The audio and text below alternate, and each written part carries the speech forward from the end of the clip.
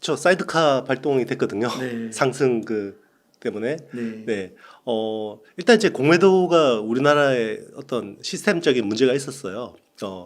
일단 이제 무차입 공매도. 그러니까 공매도는 주식을 빌려서 팔고 이제 갚아야 되는데 주식을 빌렸는지 안 빌렸는지 확인이 안 되는 거죠. 특히나 이제 외국 금융회사 같은 경우는 이제 이런 것들이 계속해서 문제가 몇 년 전부터 있었는데 사실 뭐 근본적인 문제가 해결이 안 되는데 일단 이거를 그냥 전면 금지를 했어야 했나 여기에 대해서는 조금 이제 약간 우려는 있어요. 사실은 왜냐하면 이게 외국의 또 이제 신뢰 금융에 대한 이제 신뢰 문제가 있을 수 있기 때문에 오히려 이제 좀 준비를 해서 이제 무차입 공매도나 이런 부분들을 좀 디테일하게 해결했으면 좋지 않았을까 생각이 들고 또 하나 문제가 그거예요. 그러니까 공매도를 하고 안 갚는 거죠.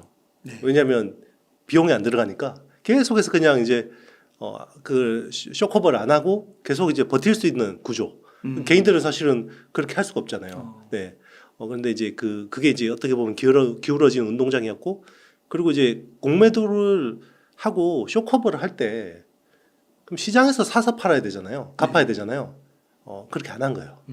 어떻게 하냐면 그냥 뭐 블록으로 사서 시간 외에 사서. 왜냐면 너무 많은데요. 그렇죠. 왜냐하면 네. 공매도를 하면 시세를 움직이잖아요. 네. 그러면 공매도를 커버를 할 때도 시세를 움직이게 하는 게 맞잖아요. 네. 근데 그게 그동안 안 됐던 거죠. 그러니까 이런 사실은 근본적인 문제가 그대로 있어요. 그러니까 이게 만약에 그 사이에 이 공매도를 금지한 이 사이에 제도를 정비를 해야 되는데 또 그냥 그 문제는 그대로인데 그냥 일정 시간만 지나고 다시 또 한다 그러면 또 똑같은 문제가 나오겠죠. 네. 네. 그러면 또 여전히 외국인 공매도 세력들의 놀이터가 될 수밖에 없죠. 그러니까 근본적인 해결책이 필요한 겁니다. 지금은. 네. 그럼 오늘 이렇게 네. 특히 2차 전지주에서 막 ETF 같은 것도 20%, 막 LG엔솔도 20% 이렇게 오르더라고요. 109% 상한가고 네네. 이런 현상들은 왜 일어나는 거예요? 그동안 이제 공매도 누적 장고가 있잖아요. 음. 그게 딱 보면 대부분 2차 전지 쪽에 공매도가 제일 몰려 있었고 네. 그러면 이제 공매도가 이걸 이제 급하게 또 갚아야 되잖아요.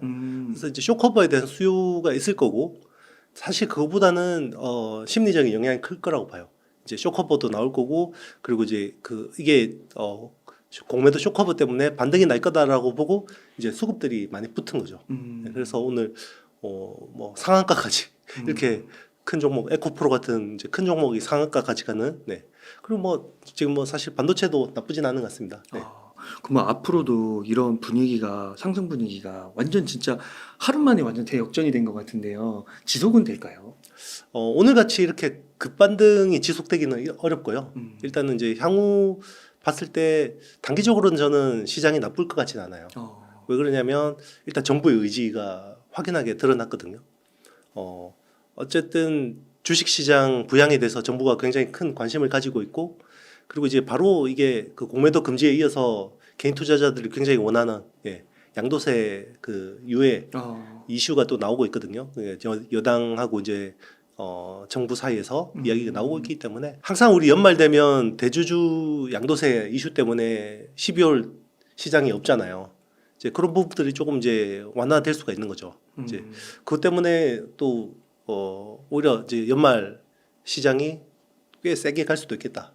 왜냐하면 정부가 확실한 의지를 보여줬기 때문에 뭐 장기적으로 이게 뭐 유지되는 거는 정부의 의지만으로는 힘들지만 단기적으로는 이게 굉장히 큰 영향을 미칠 수 있거든요. 선거 때까지는 그래도 네, 그렇죠. 그래서 총선 전까지 내년 4월 총선 전까지는 주식 시장이든 부동산 시장이든 철저하게 관리하는 그런 모습을 보여줄 것 같습니다. 그래서 자산 시장은 그때까지 나쁘지 않을 것 같다 생각이 듭니다. 지금 외국인하고 기관들이 막 엄청 쓸어담고 있다고 하는데요.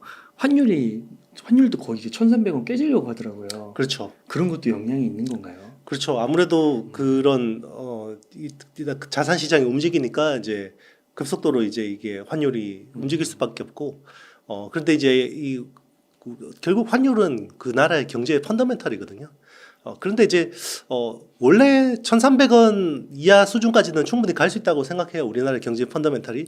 왜냐하면 최근에 이제 수출이나 이런 부분들이 반도체 수출이나 이런 부분들이 빠르게 돌아서고 있기 때문에 충분히 펀더멘탈로는 가능한데 이게 너무 단기간에 급락했다라는 거죠. 환율이. 그거는 약간 좀 걱정이 됩니다. 부작용이 있을 수가 있어요. 예. 아, 그렇군요. 네, 그래서 2차전지 주식도 뭐 총선 전까지는 그래도 조금 낙관적으로 봐도 되는 걸까요?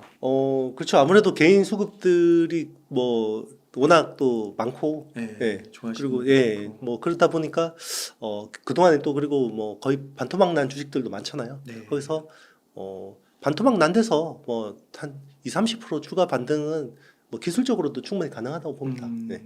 그러면은 반도체 섹터도 좀 네. 질문을 드리고 싶은데 네네. 그 반도체 섹터는 지금 분위기 좀 어떻게 보세요? 업황은 확실하게 돌았었어요. 이제 음. 9월을 저점으로 해서 업황은 확실하게 돌았었고, 지금 이제 현물가가 먼저 움직였고요. 4분기 중에는 고정 거래 가격도 이제 디램이나 낸드 둘 다 큰 폭으로 상승할 것 같습니다. 그동안 이제 제일 걱정했던 게 재고가 많이 줄었는데도 불구하고 이제 셋업체들이 신규로 주문을 안 하는 문제가 있었거든요. 네. 그런 부분들이 이제 일부 해소가 되고 있고요.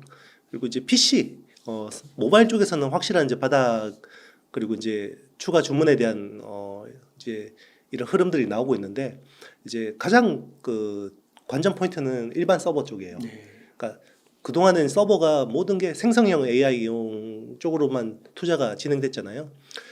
그러다 보니까 이제 일반 서버 투자는 상대적으로 후순위일 수밖에 없었는데 이제 일반 서버 쪽도 이제 조금씩 이제 재고를 축적하는 그런 모습을 보여주고 있습니다.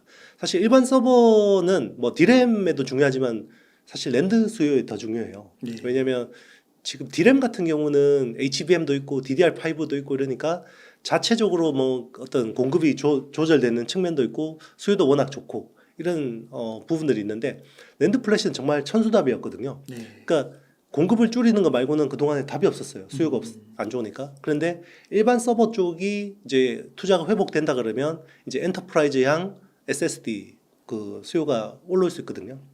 그 수요가 사실 거의 모바일 랜드 플래시 수요하고 거의 맞먹는 정도로 큰 규모예요. 네. 그렇기 때문에 내년에 만약에 일반 서버 쪽이 돌아선다 그러면 랜드 플래시도 강하게 반등할 수 있는데 그게 4분기부터 좀 조짐을 보이고 있습니다. 그러면은 그 3분기 실적 시즌이 좀 지나가면서 반도체 바닥론에 좀 힘이 실리고 있는데 어떻게 바닥이라고는 볼 수 있는 걸까요? 네, 바닥은 거의 확실하다고 보고 있습니다. 그래요. 이제 탄력에 대한 이제 문제인데요. 이제 재고는 충분히 줄어져 있는데 그러면 이제 추가 주문이 들어오면 빠르게 탄력적으로 반응할 수 있잖아요. 이제 거기에 대한 이제 그 의견들이 좀 엇갈리는 거죠. 시장 참여자들이. 근데 저는 뭐 생각보다 빠르게 반등할 수 있다고 생각합니다. 그렇군요. 그러면은 이게 삼성전자랑 SK하이닉스랑 두 개를 대표적으로 볼 때요. 많은 증권가에서는 SK하이닉스를 좀 탑픽으로 꼽고 삼성전자는 너무 여러 가지를 하다 보니까 직접적인 효과는 크지 않을 것이다 이렇게 이야기하기도 하더라고요. 여기에 네. 대해서 어떻게 생각하세요?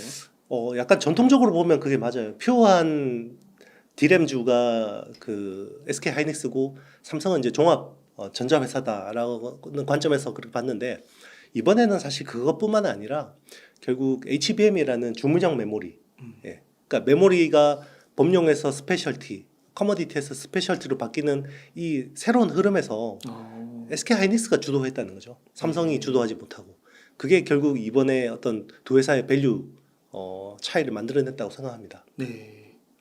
그러면 이거 삼성전자는 따라가기가 어렵다고 보는 걸까요? 뭐 시간이 필요할 것 같습니다. 그래서 일단 HBM 같은 경우는 지금 HBM3라는 4세대 제품이 메인인데 아마 5세대까지는 따라잡기가 쉽지 않을 것 같아요. HBM3까지는 아마 SK 하이닉스가 주도하는 시장이 될 것 같고 HBM4가 되는 2025년이 기술적으로 굉장히 큰 변곡점이 있거든요. 네. 기술이 굉장히 어려워져요. 그 HBM4부터 그때를 기점으로 삼성이 뭔가 한번 퀀텀 점프를 시도하지 않을까 생각이 들어요. 그 전까지는 SK 하이닉스가 아무래도 좀 더 프리미엄을 갖겠네요. 맞습니다. SK 하이닉스가 주도하고 이제 삼성전자와 마이크론이 빠르게 따라가는 그런 모습을 보일 것 같습니다. 그러면 지금 삼성전자 같은 경우는 주가가 7만 원이 안 되잖아요. 이런 그러니까 지금 바닥을 찍고 오르기는 이제 오른다고 봐야 되는 거예요. 네, 반등은 할 건데요. 음. 이제 그 반등에 대한 탄력, 탄력. 누가 더 탄력적으로 반등할 거냐. 음. 시장에서는 SK 하이닉스가 좀 더 탄력적으로 반등할 거라고 보고 있는 거고, 음. 삼성이 SK 하이닉스 못지않은 탄력을 보이려면 시스템 반도체, 특히나 파운드리 쪽에서 뭔가 보여줘야 됩니다. 네. 그러니까 AI 반도체 수혜에서 단순한 HBM뿐만 아니라 AI 반도체를 삼성 파운드리에서 적극적으로 수주하는 모습들을 보여줘야 되는 거죠. 네. 그게 특히나 이제 지금은 이제 그 AI라는 게 서버용 칩에서 이제는 온 디바이스 AI라고 해서 이제 엣지 디바이스 쪽으로 확장이 되는 그림이거든요. 그러면 이게 또 새로운 파운드리 수요를 막 불러일으켜요. 여기서 삼성이 얼마나 수주를 받을 수 있을까? 특히나 이제 3나노 게이트 올 어라운드, 네, 그 공정에서 얼마나 의미 있는 고객을 확보하느냐, 이게 중요할 것 같습니다. 근데 또 한편으로는 그 삼성 파운드리가 TSMC의 기술을 뛰어넘기 어렵다는 회의론도 되게 지배적인 것 같더라고요. 대표님의 생각은 어떠신가요? 지금 상황으로 봐서는 뭐 녹록지 않죠. 네. 그렇지만 기회가 없는 건 아닙니다. 네. 왜냐면 지금 4나노, 5나노 같은 경우는 삼성하고 TSMC의 기술 격차가 한 2년 이상 난다고 봐야 되는데요. 3나노 같은 경우는 거의 1년 수준으로 줄였고 이제 2나노부터가 진짜 그러면 거의 기술이 붙어버리거든요. 네. 삼성이 여기서 기대하는 게 이제 골든 크로스죠. 특히나 최근에 이제 그 애플의 A17 프로라는 AP가 TSMC 3나노에서 생산이 됐는데 이게 생각보다 성능이나 뭐 어떤 이런 부분들이 뛰어나진 않았거든요. 네. 그러니까 4나노 칩 대비해서 3나노 칩의 성능 개선 폭도 별로 크지 않았고, 그리고 이제 전성비 부분도 생각보다 크지 않았고, 그리고 뭐 이게 뭐 디바이스 자체의 문제인지 반도체의 문제인지는 알 수 없지만 발열 이슈도 있었잖아요. 네. 그러면 삼성이 3나노 게이트 올 어라운드에서 꽤 그럴듯한 칩을 만들어낸다 그러면 어떻게 보면 새로운 게임의 룰을 만들 수도 있겠죠. 근데 시간이 좀 상당히 걸리는 거 아니에요? 그거는 이제 당장 내년부터 내년부터? 본격화 됩니다. 네. 실제로 3나노 게이트 올 어라운드 같은 경우는 지금 지멘스 칩을 유치를 했고요. 지멘스 칩은 서버용 반도체입니다. 서버용 칩이고 3나노 게이트 올 어라운드 전공정으로 하고 이제 2.5D 구조, TSMC 코어스하고 같은 아이큐브 그 2.5D 구조로 이제 하는 거고요. 그리고 이제 구글도 최근에 삼성 파운드리에 의뢰를 했다라는 이야기가 있어요. 네. 네, 그렇기 때문에 삼성이 이제 3나노에서 얼마나 양산을 잘 뽑아낼지 좀 지켜봐야겠죠. 그래서 파운드리랑 그 AI 반도체에서의 직접적인 수주, 네. 그렇게 좀 앞으로 주목해서 봐야겠네요. 맞습니다. 가장 이상적인 거는 HBM3와 HBM3E도 안정적으로 생산을 하고, 그리고 iQ까지 턴키로 수주를 받아서 풀 패키지를 네. 공급하는, 그러면 아주 삼성 주가가 강하게 반등하겠죠. 네. 그리고 그 주목해주신 그 포인트들을 삼성이 뭐 내년부터 이렇게 하다 보면은 좀 네네. 좀 해낼 수 가능성도 네네. 낮지 않다. 그렇죠. 수 있다. 이제 만약에 분위기가 좋다 그러면 음. 고객사들이 계속 유치 소식이 나올 거예요. 네. 뭐 가장 기다리는 고객은 뭐 엔비디아나 AMD 같은 고객들이겠죠. 네. 네. 아, 그렇군요. 그러면 그 SK 하이닉스도 그 3분기 실적에서 이렇게 봤을 때 좀 주목할 포인트는 뭐라고 보세요? 제일 중요한 거는 HBM 매출이었습니다. HBM 매출 비중이 디램 사업부에서 얼마나 비중이 될까? 일단 2분기에 15%를 넘어섰거든요. 네. 그래서 이번에는 혹시나 20%까지는 터치할 수 있지 않을까 생각했는데 거기에 대한 구체적인 코멘트는 없었어요. 네. 그래서 아마 20%까지는 도달을 못한 것 같은데 어쨌든 연내 20% 이익률을 그 매출 비중을 도달할 것 같고 그리고 중요한 게 디램 사업이 흑자 전환했습니다. 네, 그 삼성전자는 디램 쪽에서 여전히 적자인데 SK 하이닉스는 아마 5천억 내외의 흑자를 기록한 것 같아요. 네. 그래도 전사 뭐 이익은 1조 8천억 정도 적자를 냈는데 대부분 낸드에서 까먹은 거예요. 그래서 낸드에서 까먹었고 그래도 디램은 이제 흑자 전환했기 때문에 이게 또 재밌는 게 삼성전자하고 SK 하이닉스 주가 방향성은 네. 보통 디램이 결정을 해요. 그래서 디램이 턴어라운드를 하면 보통 이제 주가가 반등합니다. 그래서 이번에 하이닉스가 좀 더 세게 오르는 것도 하이닉스가 먼저 디램에서 흑자 전환한 거고요. 그게 이제 HBM의 이익 기여도가 굉장히 컸던 거죠. 4분기 때 삼성전자도 디램 부분 흑자 전환 가능할까요? 가능할 것 같습니다. 아, 그래요? 네. 일단 이번에도 3분기 디램 사업부도 조단위 적자는 아닌 것 같아요. 그래서 3조 7천억 정도의 이제 반도체 사업부에서 적자가 났는데 디램 쪽은 거의 1조 미만의 적자가 난 것 같고요.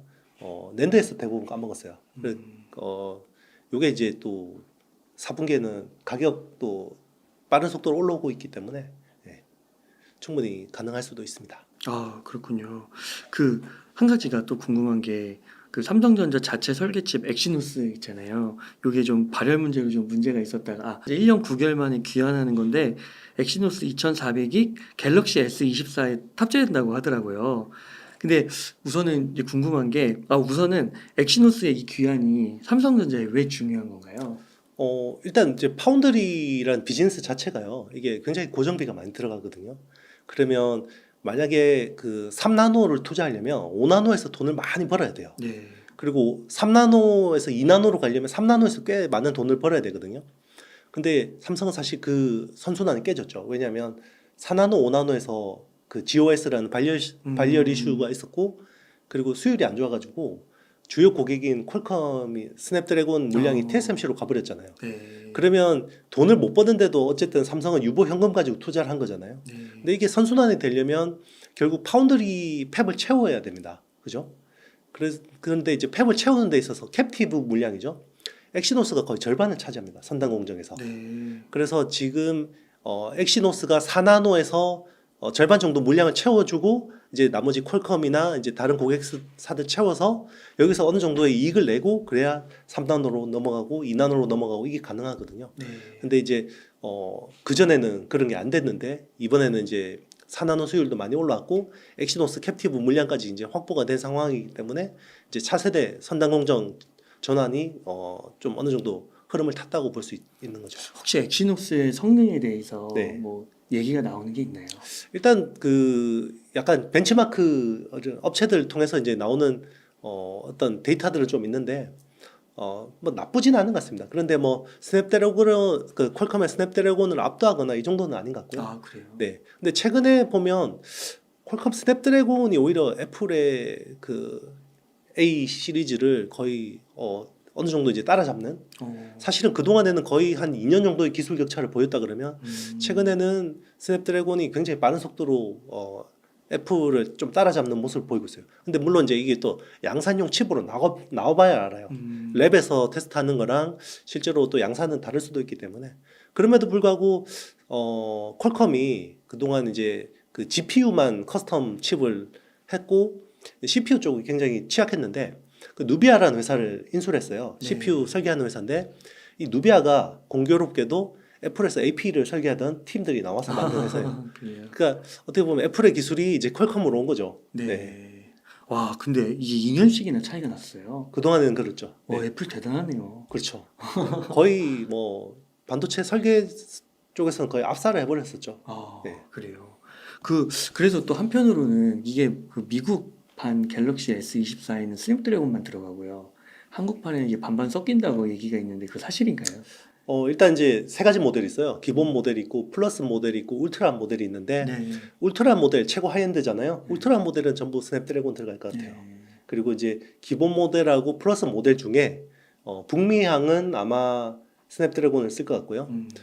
그리고 이제 유럽향이나 우리나라 국내향 같은 경우는 엑시노스를 좀 많이 쓸 것 그건 같습니다. 차별 아니에요? 뭐 명분은 통신 뭐 그것 때문에 인증 때문에 그렇다고 하는데 사실 네, 우리 국내 소비자들 입장에서는 조금 네, 짜증나죠. 네. 깨름직한 게 있는 거. 그렇죠. 그 갤럭시 S23 같은 경우는 다 스냅드래곤 썼잖아요. 네네. 평이 엄청 좋더라고요. 그렇죠. 역대급이라고 그러더라고요. 맞습니다. 갤럭시 S23. 그러니까 스냅드래곤 쓰면 큰 문제는 없죠. 네, 깔끔하고. 그런데 이제 무선 사업부 입장에서는 열심히 스마트폰 팔아서 네. 네, 퀄컴한테 다 돈을 갖다 주는. 그러면 안 되니까. 네, 그 BOM이라고 하죠. 이제 머티리얼 코스트가 많이 올라갑니다. 아. 스냅드래곤이 비싸거든요. 그래서 이게 솔직히가 아니라 뭐 유튜브에 너무 많이 돌긴 하는데 막 갤럭시 쓰면 아재폰이라고 그러고 네네. 아이폰 밀레니얼 세대들은 다 아이폰 쓴다고 그러고 그런 것들이 혹시나 이제 이런 것에서 하나씩 빌어지는 게 아닌가. 맞아요. 그래서 겉으로는 뭐 방송할 때 보니까 성능 다 비슷비슷하다 아이폰이라 하는데 또 대표님 말씀 들으니까 2년씩이나 격차가 있었구나 이런 거는 처음 들어보는 얘기니까요. 그렇죠. 뭐 뭐 이게 음. 뭐 잘 이야기를 안 하죠. 그러니까요. 그래도 우리나라 대표 기업으로서 많이 응원을 하게 되는데 네네. 이 공매도 이슈와 또 관련해서 또 힘을 또 한번 받으면 또 너무 좋을 것 같습니다. 그래서 또 한편으로는 이게 그 미국판 갤럭시 S24에는 스냅드래곤만 들어가고요. 한국판에는 이게 반반 섞인다고 얘기가 있는데 그 사실인가요? 일단 이제 세 가지 모델이 있어요. 기본 모델이 있고 플러스 모델이 있고 울트라 모델이 있는데 네. 울트라 모델 최고 하이엔드잖아요. 울트라 모델은 전부 스냅드래곤 들어갈 것 같아요. 네. 그리고 이제 기본 모델하고 플러스 모델 중에 북미향은 아마 스냅드래곤을 쓸 것 같고요. 음. 그리고 이제 유럽향이나 우리나라 국내향 같은 경우는 엑시노스를 좀 많이 쓸 것 같습니다. 차별 아니에요? 뭐 명분은 통신 뭐 그것 때문에 인증 때문에 그렇다고 하는데 네. 사실 네, 우리 국내 소비자들 입장에서는 조금 네, 짜증나죠. 네, 깨름직한 게 있는 거예요. 그렇죠. 그 네. 갤럭시 S23 같은 경우는 다 스냅드래곤 썼잖아요. 네네, 평이 엄청 좋더라고요. 그렇죠. 역대급이라고 그러더라고요. 맞습니다. 갤럭시 S23. 그러니까 스냅드래곤 쓰면 큰 문제는 없죠. 네, 깔끔하고 그런데 이제 무선 사업부 입장에서는 열심히 스마트폰 팔아서 네. 네, 퀄컴한테 다 돈을 갖다 주는. 그러면 안 되니까. 네, 그 BOM이라고 하죠. 머티리얼 코스트가 많이 올라갑니다. 아. 스냅드래곤이 비싸거든요. 그래도 이게 네. 솔직히가 아니라 뭐 유튜브에 너무 많이 돌긴 하는데 막 갤럭시 쓰면 아재폰이라고 그러고 네네. 아이폰 밀레니얼 세대들은 다 아이폰 쓴다고 그러고 그런 것들이 혹시나 이제 이런 것에서 하나씩 빌어지는 게 아닌가. 맞아요. 그래서 겉으로는 뭐 방송할 때 보니까 성능 다 비슷비슷하다 아이폰이라 하는데 또 대표님 말씀 들으니까 2년씩이나 격차가 있었구나 이런 거는 처음 들어보는 얘기니까요. 그쵸. 뭐 이게 음. 뭐 잘 이야기를 안 하죠. 그러니까요. 그래도 우리나라 대표 기업으로서 많이 응원을 하게 되는데 네네. 이 공매도 이슈와 또 관련해서 또 힘을 또 한번 받으면 또 너무 좋을 것 같습니다. 네. 그리고 또 질문이 그 미국 정부가 사양이 낮은 AI 칩도 그 중국 수출 금지하면서요. 네네. 수출 통제를 이제 강화했더라고요. 네네. 그래서 이 조치가 중국 반도체 업계에는 좀 어떤 영향을 미칠까 궁금합니다. 일단 이제 중국 그 AI 산업을 발전시키는 입장에서는 굉장히 큰 문제가 되죠. 그러니까 지금 이제 생성형 AI, 그러니까 대규모 언어 모델이라고 하는 거는 세 가지 요소가 필요해요. 일단은 컴퓨팅 파워하고 그리고 빅데이터 그리고 이제 모델링인데 사실 이제 LLM의 특징이 사실 컴퓨팅 파워하고 빅데이터만 잘 넣어주면 계속해서 성능이 좋아져요. 오히려 이제 모델링은 사실 상대적으로 좀 덜 중요하거든요. 근데 이제 중국 입장에서는 빅데이터는 계속해서 좋은 빅데이터들이 많죠. 네, 중국에서 엄청 프라이버시를 무시하고 빅데이터를 쫙쫙 뽑아 올라오고 있으니까 그게 이제 컴퓨팅 파워가 문제인데 그동안에는 이제 A100이나 H100 같은 하이엔드 엔비디아 칩을 못 납품하겠고 이제 그러니까 성능을 반절이하로 떨어뜨린 A800이나 H800 같은 거를 사실 그냥 A100이나 H100보다 더 비싸게 팔았어요. 중국에다가. 그런데 이제 그것도 못 팔게 된 거죠. 그리고 엔비디아 칩을 못 사는 중국 업체들이 인텔의 가우디2라는 칩을 많이 썼어요. 네. 그것도 이제 꽤 그래도 쓸만한 칩인데 아마 가우디2도 못 팔게 할 가능성이 높습니다. 그러면 이제 프로세서 수급이 좀 어려워지죠. 중국 입장에서는. 그러면 프로세서 수급이 어려워지면 메모리를 좀 오버스펙을 써야 돼요. 네. 그러면 이제 메모리 쪽에서 오버스펙을 쓰고 HBM 같은 거 많이 쓰겠죠. 그리고 자기들 AI 서버에 최적화된 주문형 메모리를 많이 요구할 겁니다.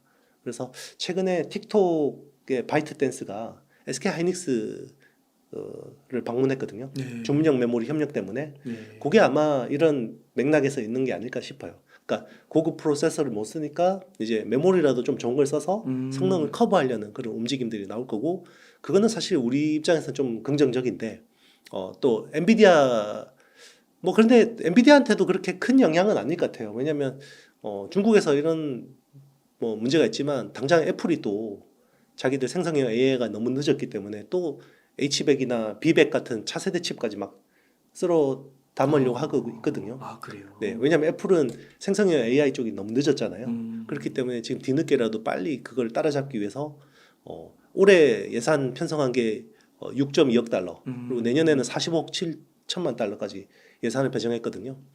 그만큼 지금 이제 애플이 또 엔비디아 칩을 사줄 거기 때문에 그 공백이 금방 메워져요. 네. 그렇군요. 네. 그래서 엔비디아 이거 소식 나온 다음에 주가가 400불까지 떨어졌다가 네. 지금 그래도 한 400도 한 4, 50불까지 네. 올라왔더라고요. 그게 이제 애플이 또 그 생성형 AI, 네, 그거를 이제 H100 하고 그러니까 AI 서버를 2,000대, 3,000대 이제 추가로 조달하기로 했고 그리고 이제 내년에 원래 4Q에 나오기로 했던 B100이라는 칩, 블랙웰이라는 칩을 이제 내년 2Q로 당겼죠. 엔비디아가. 네. 왜냐면 지금 이제 워낙 수요는 폭증하는데 공급이 안 되기 때문에 제품 이제 출시 사이클을 이제 앞당기는 거예요. 계속. 예. 그래야 이제 어느 정도 수요를 맞출 수 있기 때문에 네. 그런 것들은 H100은 지금 80GB 수준의 HBM만 쓰는데 B100 같은 경우는 192GB를 써요. 네. 그러면 2.4배가 늘거든요. 그러면 이거는 또 HBM 수요에는 오히려 또 긍정적입니다. 네. 이 반도체는 앞으로 계속 좋을 수밖에 없겠네요. AI 반도체는 그럴 것 같아요. 그럼 거기에 대장주는 네, 그렇죠. 엔비디아. 그리고 이제 내년에는 레거시 수요 쪽도 꽤 반등을 할 거기 때문에 올 상반기 사실 그 투자 아이디어가 아마 내년에 벌어질 가능성이 높아요. 네. 그러니까 전통 수요의 회복과 AI 반도체의 중첩.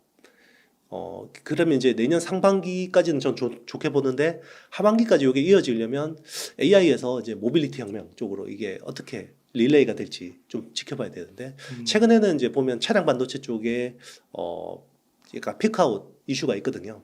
온세미컨덕터가 굉장히 쇼크를 내고 실적 쇼크를 내고 이런 부분들을 보면 요게 어떻게 보면 한 단계 점프하기 위해서 웅크리는 건지 아니면 내년에도 요 자동차 쪽 수요가 이렇게 약간 안 좋을 건지 요건 좀 지켜봐야 될 것 같습니다. 그래서 내년 하반기는 좀 내년 상반기 좀 지나가면서 좀 전망을 봐야 될 것 같아요. 그러니까 AI는 거품으로 보시는 게 아니네요.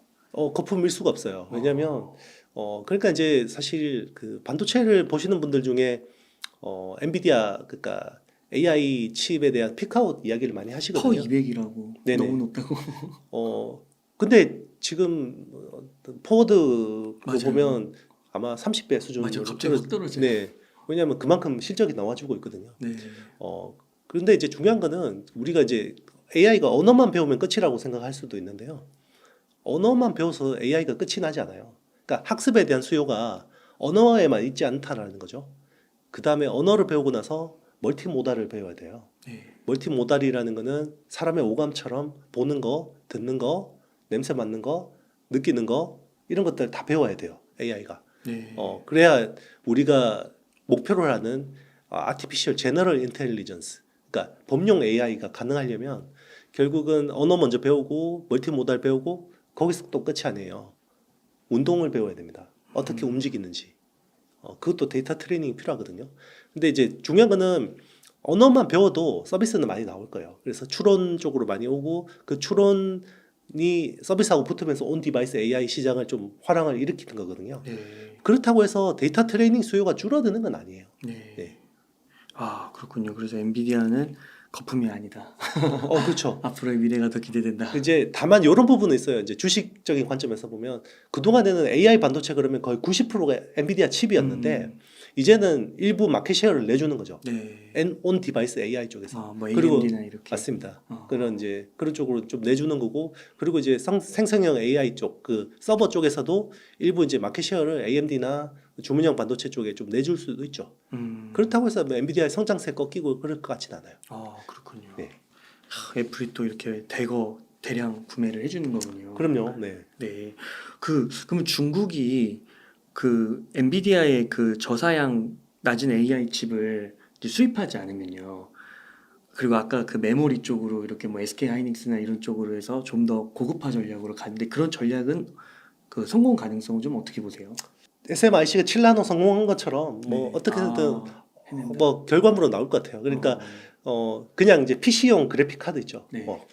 그런 거 이어 붙여가지고 어. 메모리 하고 해서 어떻게든 프랑켄슈타인 같은 어떤 시스템을 만들긴 할 거예요. 네. 네, 중국은 어쨌든 일반 자본주의 국가에서는 그렇게 할 수 없지만 중국은 어쨌든 정부가 자금을 대주면 어떻게든 또 만들어낼 거거든요. 네. 그렇군요.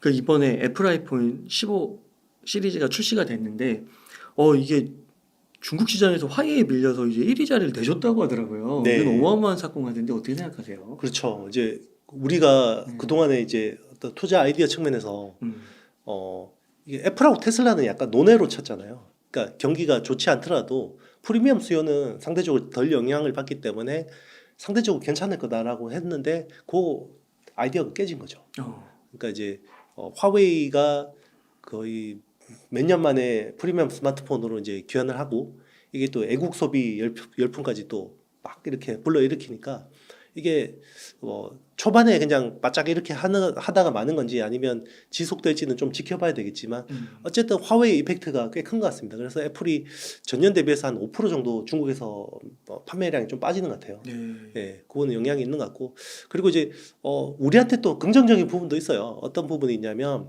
화웨이가 그동안 침체돼 있던 중국 내수 스마트폰 시장을 또 막 움직이고 있어요. 네. 그동안에는 샤오미, 오포, 비보 같은 업체들이 딱 그냥 자기들이 내수 시장 먹고 이제 중저가 시장 장악하면서 이렇게 그 재고가 굉장히 많이 줄어도 그냥 계속해서 이렇게 버텨왔잖아요.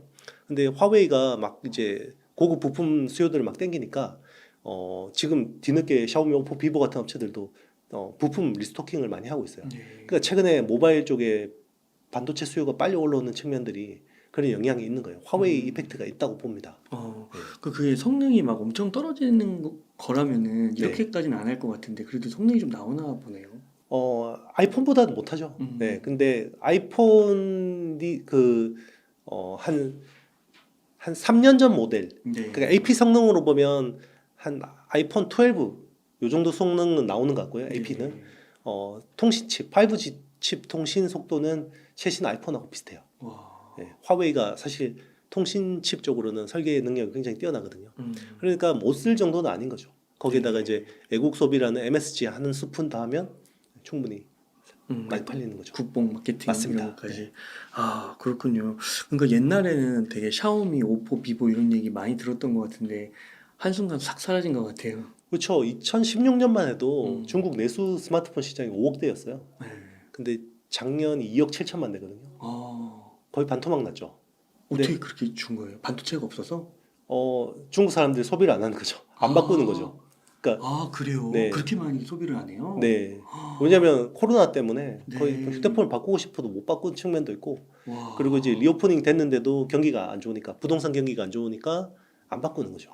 그래서 아마 내년에도 한 2억 7천만 대 정도 시장으로 보는데 와. 이제 거기서 또 이제 약간 이제 화웨이가 바닥을 좀 빨리 반등하게 하는 그런 요인을 주고 있는 거죠. 2억 5천 대 정도가 바닥이군요. 그렇죠. 2억 7천만 대 정도가 이제 거의 막 야, 근데 만약에 5억 규모로 이렇게 운영하다가 2억 네. 5천 대 되면은 타격이 어마어마할 것 같은데요. 그게 반도체 수요 급감으로 나타난 거죠. 대단하네요. 네, 모바일 디램 쪽에. 야, 그렇구나. 네. 그러면은 아까 좀 말씀 중에 생성형 AI 열풍으로 이 칩 공급 부족이 심각해졌다고 말씀하셨잖아요. 네네. 그러면서 글로벌 빅테크들이 자체 설계 AI 칩 개발에 막 뛰어들고 있는데 이런 게 좀 한국 반도체 산업에는 어떤 영향을 미치지 않을까요? 사실 이제 뭐 이게 기대하는 부분도 있고 우려하는 부분도 있어요. 일단 기대하는 부분은 엔비디아 GPU보다 성능이 보통 떨어질 거 아니에요. A식으로 이제 설계를 해도. 그러면 좀 메모리를 HBM 고급 메모리를 좀 많이 쓰지 않겠냐라고 보는 긍정적인 부분이 있고 사실 저도 그렇게 보는 편이고요. 예를 들면 AMD MI300이 대표적이죠. 네. 그러니까 MI300이 엔비디아 H100을 대양마 칩으로 나온 건데 네. 항상 자랑하는 게 그 HBM을 두세 배 더 많이 쓴다. 엔비디아 대비해서 그것만 자랑하고 있잖아요. 이제 그런 부분에서 좀 기대를 하는 거고 또 약간 안 좋게 보시는 분들은 이 엔비디아 칩 자체가 범용이기 때문에 약간 고스펙이다. 너무 고스펙이다. 생성형 AI 하는데 이 정도까지 고스펙이 필요 없을 거다.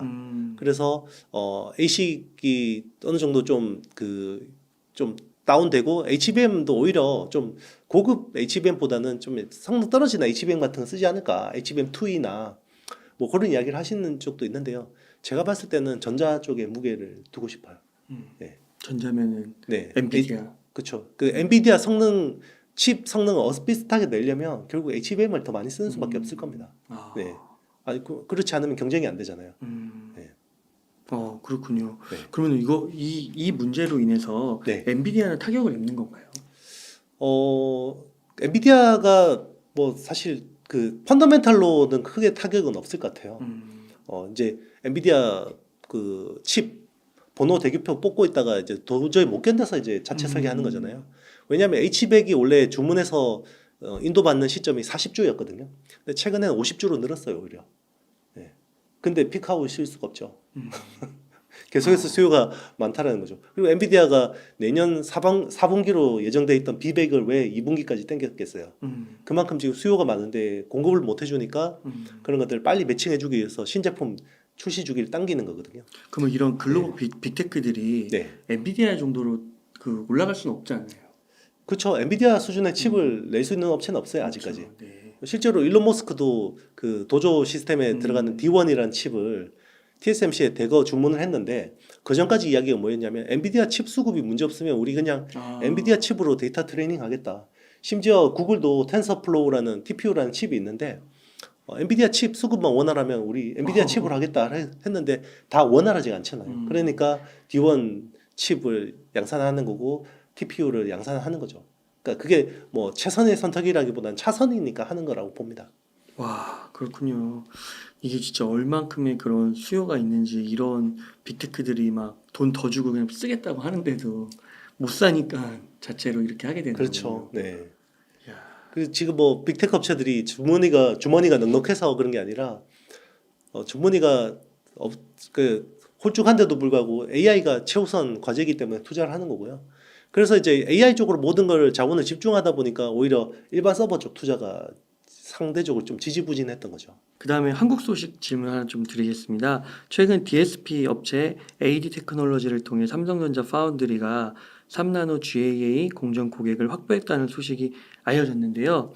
기존에는 중국산 비트코인 채굴칩만 생산했는데 이번에는 서버칩인데다가 2.5D 어드밴스드 패키징으로 생산한다는 소식입니다. 그래서 반도체 섹터에 미치는 영향은 어떻게 보시나요? 네, 뭐 요거는 좀 이야기가 나온 지 좀 되긴 했는데 네. 3나노 게이트 올 어라운드에서 제대로 된 칩을 처음 수주받은 케이스라고 볼 수 있습니다. 그래서 네. 이게 성공하는지 여부에 따라서 굉장히 중요할 것 같고요. 이게 성공을 해야지 이제 구글 TPU 어떤 수주 흐름도 훨씬 더 긍정적일 수 있겠죠. 그리고 이제 중요한 거는 단순히 3나노 게이트 올 어라운드 선단 공정뿐만 아니라 iCube라는 2.5D 구조까지 같이 수주를 받은 게 중요한 것 같아요. 그래서 이게 잘 돼야 됩니다. 아, 네. AD 테크놀로지라는 업체가 네. 어떤 업체예요? 그러니까 칩을 설계하려면 네. 팹리스 업체들이 주는 설계도는 거의 그냥 컴퓨터 프로그래밍 소스 코드처럼 돼 있어요. 네. 근데 이거를 칩으로 레이아웃을 해야 되잖아요. 네. 예전에 뭐 우리 자하고 연필 가지고 이렇게 회로 그리듯이 그거를 그려준 업체를 디자인 솔루션 파트너스라고 합니다. 네. 그래서 그런 업체들이 DSP라고 하거든요. 아, 네. DSP 업체가 이제 국내 삼성 벤더 쪽에서는 AD 테크놀로지도 있고 가온칩스라는 업체도 있고 코아시아라는 업체도 있어요. 그래서 그런 업체들이 이제 이런 것들을 하는 거죠. 중간에 이제 약간 그 끼어서 중계도 해주고 레이아웃도 해주고 이런 서비스를 하는 겁니다. 그럼 이 AD 테크놀로지에 네. 물건을 맡긴 사람들이 그건 공개가 됐나요? 지멘스가 여기 맡겼습니다. 아. 독일 지멘스. 아, 그래서 이런 게 이제 잘 돼야 네네. 더 큰 고객들로 넘어갈 큰 수가 프로젝트들이 이제 더 잘 될 수 있는 거죠. 아, 사실 뭐 지멘스도 글로벌리 보면 큰 그죠. 업체지만 지멘스의 서버 AI 칩이 메인은 아니잖아요. 그래서 이런 것들이 잘 되면 이제 AMD나 엔비디아도 한번 삼성 파운드리를 검토해 볼 수도 있죠. 아, 그렇군요. 그러면은 이런 거 만약에 소식이 수주를 하게 되면은 그런 거는 실적에 언제쯤 이렇게 반영이 되는 거예요?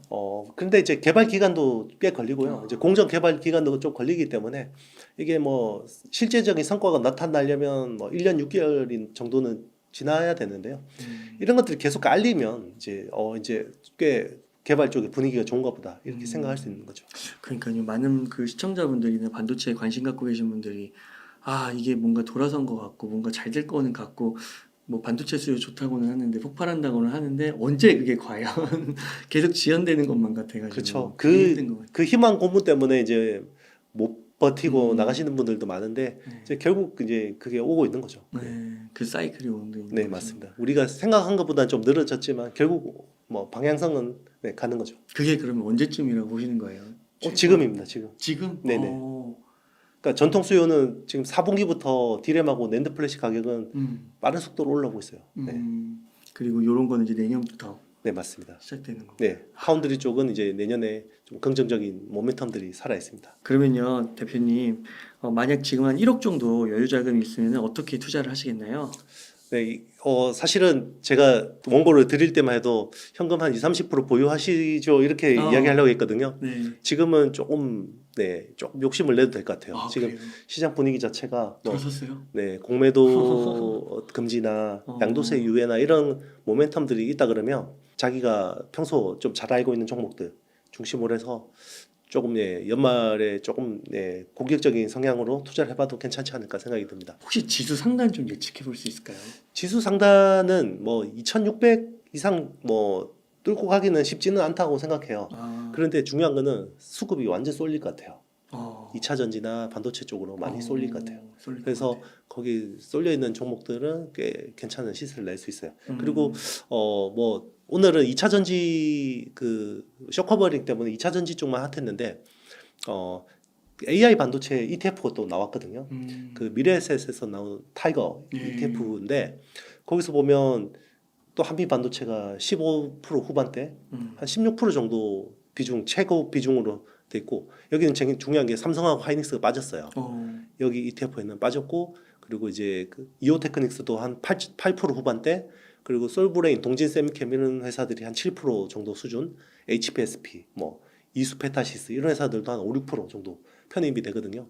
그러면 이런 쪽에 또 수급들이 괜찮아요. 그러면 한미 반도체는 밸류로는 부담스럽지만 또 수급 모멘텀이 있을 수 있고 얼마 전에 기억나시겠지만 그 한토에서 나온 에이스 AI 그 ETF가 삼성, SK하이닉스, 한미반도체가 똑같이 25%씩 편입이 됐었거든요. 네. 나머지 뭐 작은 주식들은 1%대였지만 이런 수급들이 계속 들어올 수 있기 때문에 반도체도 굉장히 긍정적이라고 보고 있습니다. 특히 AI 반도체 쪽은.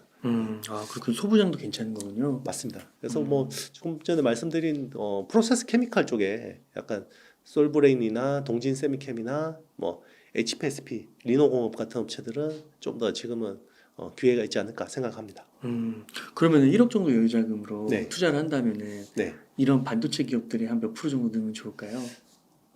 저는 반도체를 50% 이상 투자할 것 같아요. 50% 이상 투자하고 그리고 이제 나스닥 또 한 30% 정도는 투자를 해놓으면 좋을 것 같아요. 그리고 20%는 이제 본인이 좋아하는 뭐 나머지 섹터들 그 정도로 이렇게 골고루 나눠 담으면 되지 않을까. 지금은 굳이 현금을 보유해야 되겠나 이런 생각이 들어요. 네. 이용수 대표님 혹시 채권 투자 안 하세요? 채권도 조금씩 합니다. 이제 아. 미국 채권, 국채 투자 조금 하는데 시장이 이렇게 가면 주식으로 주식으로 가야 되는. 전환해야 되지 않을까 아. 생각합니다. 네. 오늘도 좋은 말씀 네. 감사드립니다. 그러면 끝으로 시청자님들께 꼭 하시고 싶으신 말씀 있다면 부탁드리겠습니다. 그동안 고생 많이 하셨고요. 일단은 지금 이게 얼마나 이어질지는 모르겠지만 심리가 확 돌아선 건 확실한 것 같아요. 그래요. 정부가 확실하게 이제 의지를 보여줬고 바람의 방향이 바뀌었어요. 그래서 원래 연말에는 대주주 양도세 이슈도 있고 그러기 때문에 좀 조심해서 넘어가자. 보통 이런 게 이제 통상적인 톤인데 그것도 유행이니까. 지금은 어떤 정책 그런 모멘텀들 잘 봐야 될 것 같아요. 실제로 양도세 부분이 되게 중요할 것 같아요. 이게 뭐 영상에 언제 나갈지 모르겠지만 만약에 연말에 양도세가 좀 완화돼서 세팅된다 그러면 시장 한 번 더 환호할 수 있습니다. 네. 네. 감사합니다. 그러면 오늘 대표님 이 정도에서 오늘 인터뷰 마무리하도록 하겠습니다. 이렇게 해서 HSL 파트너스의 이영수 대표님을 모시고 이야기를 나눠봤습니다. 긴 시간 동안 유익한 사이트 많이 나눠주셔서 감사의 말씀드립니다. 오늘 고생 많으셨습니다. 네, 감사합니다.